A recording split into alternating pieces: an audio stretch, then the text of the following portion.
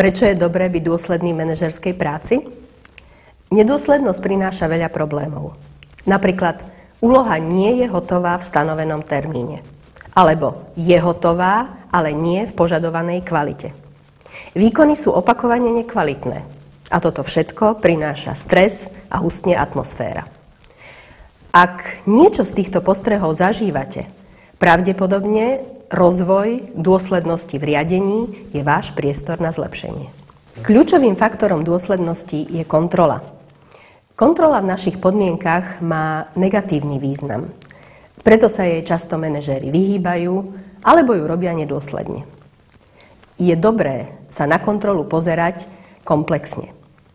Ako na nástroj zlepšovania, ako na nástroj rozvoja spolupracovníkov a až pri opakovaní chýb a nežiaducom správaní ako disciplinárny nástroj. Na tomto kurze pracujeme na zmene postoja manažérov ku kontrole a trénujeme techniky a postupy, ako to robiť v praxi. Ďalším dôležitým faktorom dôsledného riadenia je poskytovanie spätnej väzby.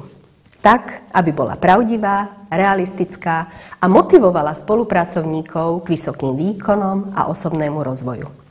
Pri chybách a nedisciplíne, aby bola dôsledná, zrozumiteľná, ale pritom neponižovala a neurážala spolupracovníkov.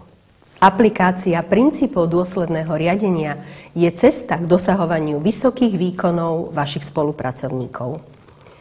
Pozývam vás na kurz Dôsledné riadenie. Teším sa na spoluprácu a tvorivú atmosféru.